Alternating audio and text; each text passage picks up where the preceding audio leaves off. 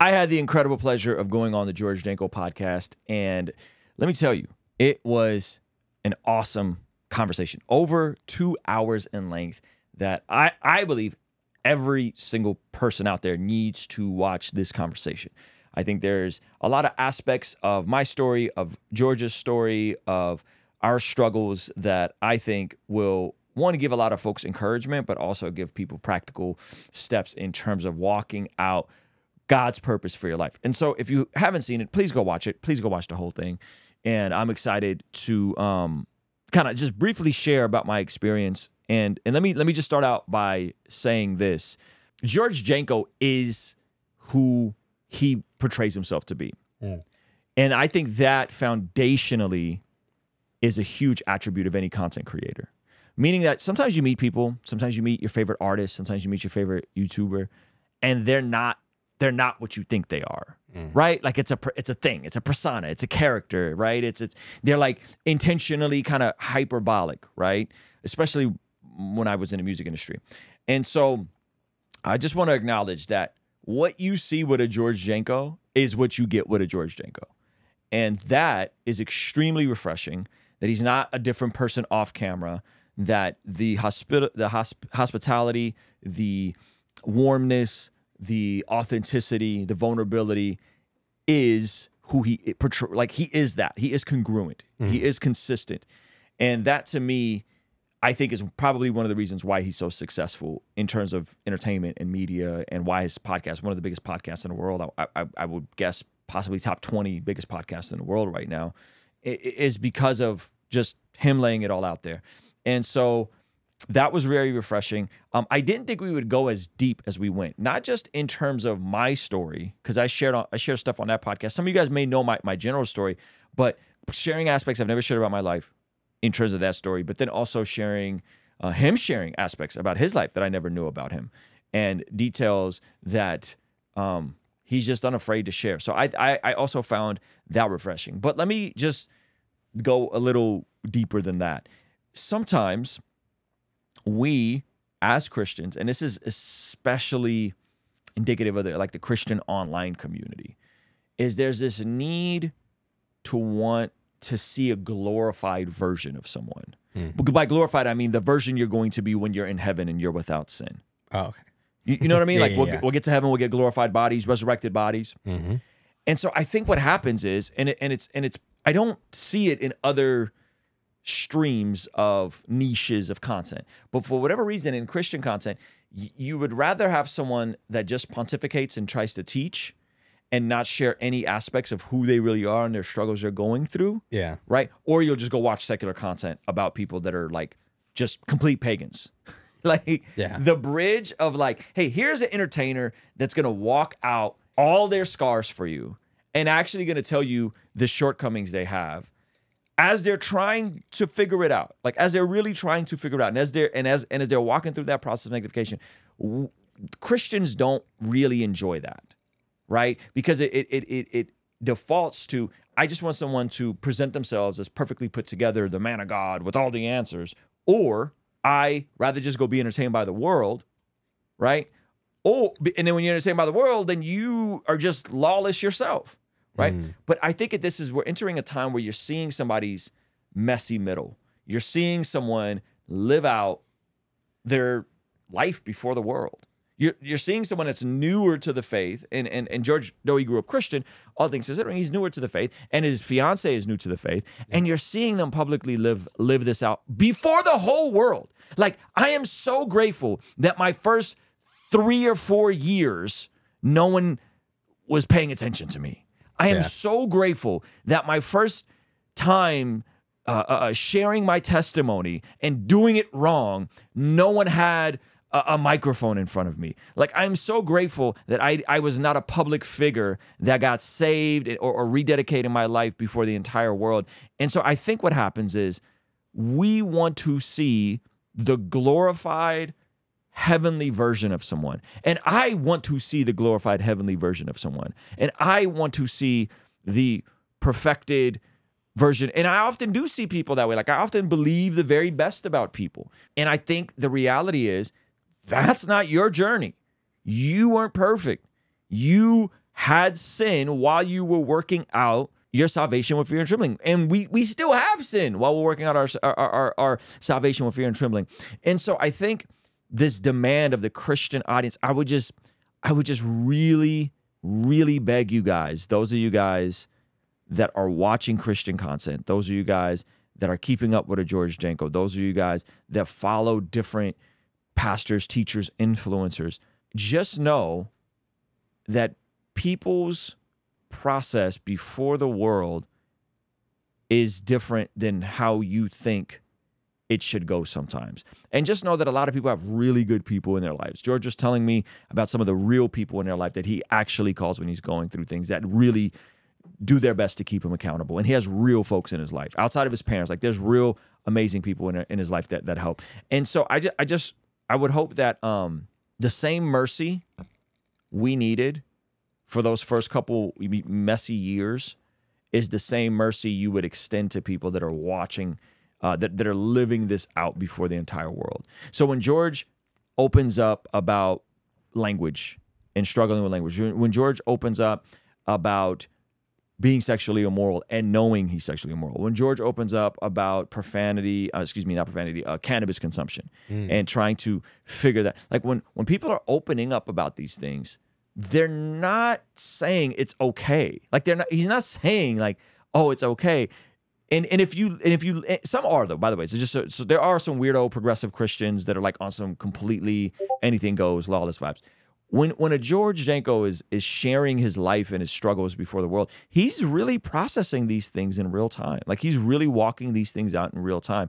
And that is not me preaching a hyper grace, anything goes lawlessness. That's not what that wasn't why I was there. That's not what George is doing. That's not what I'm doing. That's not what the conversation did. I think there is an aspect where for whatever reason, God is opening up stories of people being transformed in real time. And instead of saying yes and amen, even if you want to leave a constructive comment, instead of opening with yes, amen, grateful for what God's doing in your life, hey, by the way, consider this verse. Like it's usually like, bro, you're lukewarm.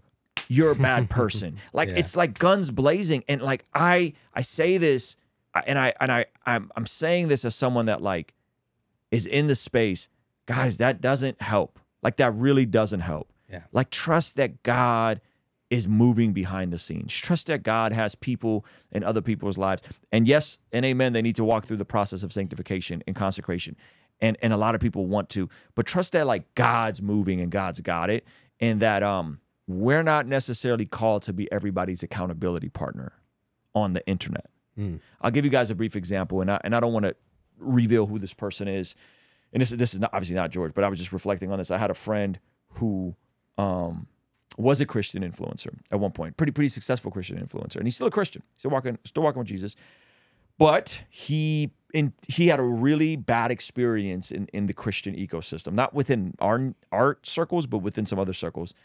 And he unfortunately left that space and felt betrayed by it.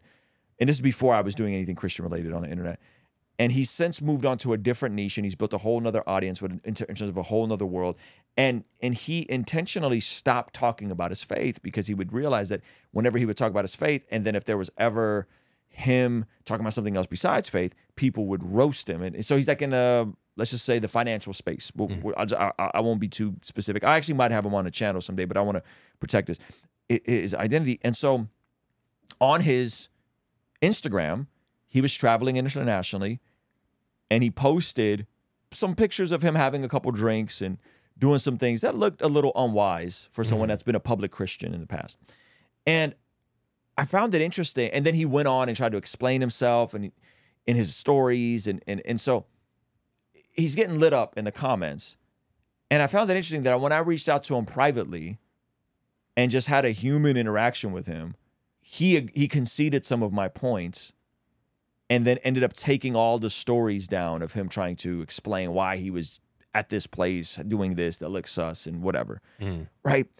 And I just wonder, like, is there a way, even if you want to correct someone publicly on a comment section, like, is there a way to do that with a degree of kindness, gentleness, love and wisdom. Yeah. Where we're not just blasting people. Because I saw it and I was tempted to be like, this ain't it, dog. You know what I mean? Like I was tempted to go in for that comment. And thankfully I didn't. Thankfully I reached out to him privately. Yeah. And I'm not saying everybody has access to, I get it. Some of us don't have access to everybody. I understand. But I would just encourage you guys with this. I love George. I think the Lord is really doing something, and I'm so happy and proud of his success and how God is using him. But like Christian YouTube, Christian comments, like, guys, let's actually reflect the fruit of the Spirit. Like, let's actually because sometimes the internet will have us like, it's like the internet will have us in a road rage scenario. You know, when you're like driving on the freeway and you're like in your car, and if someone cuts you off, all of a sudden you're like yelling, cussing, talking crazy. When if there was an actual face-to-face interaction, you would never talk like that. Like that, I feel like that's how the internet and the comment section be.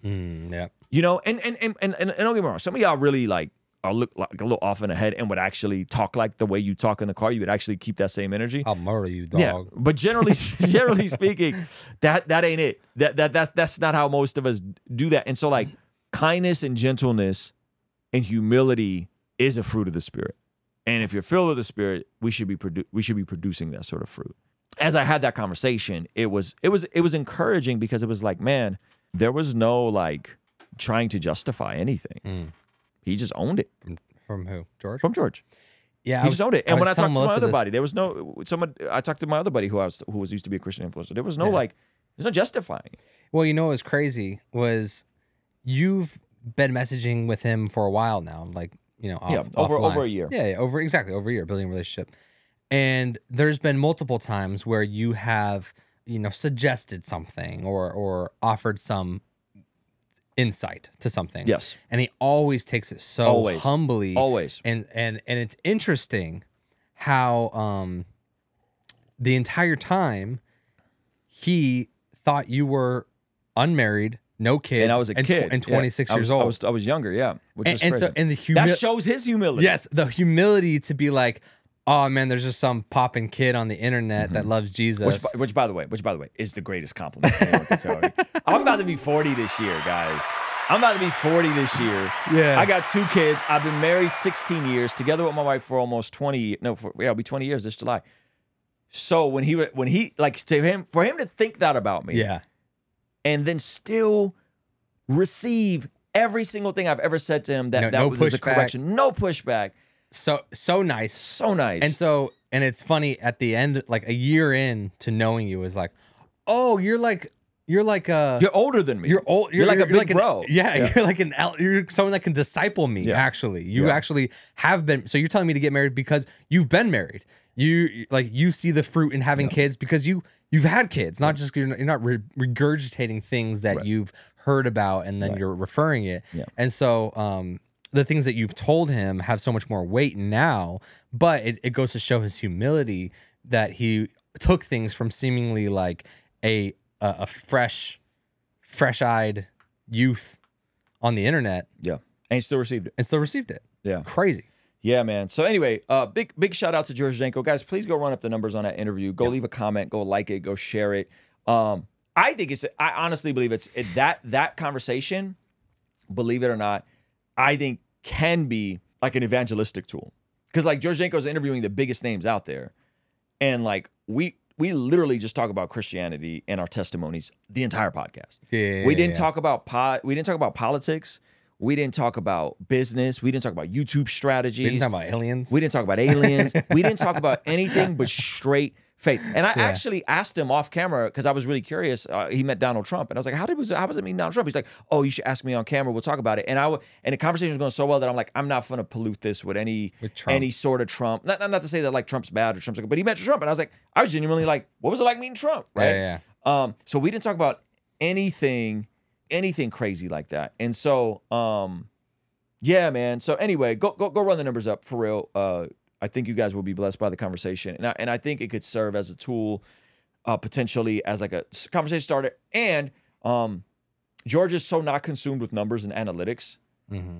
But as we go on other podcasts and other platforms, this stuff does matter. So if I'm an above average guest, he has, Andrew Tate at 10 million views. And I'm like, above average, you know, like Yeah. that's going to help a lot in terms of other opportunities like this to go on other podcasts, Exactly. both Christian and secular. So, hey, thank you so much for checking out the video. Comment down below and let me know what you think. And be sure to check out this video that YouTube is recommending just for you. Let me know if they nailed it. All right, I'll see you over there. Peace.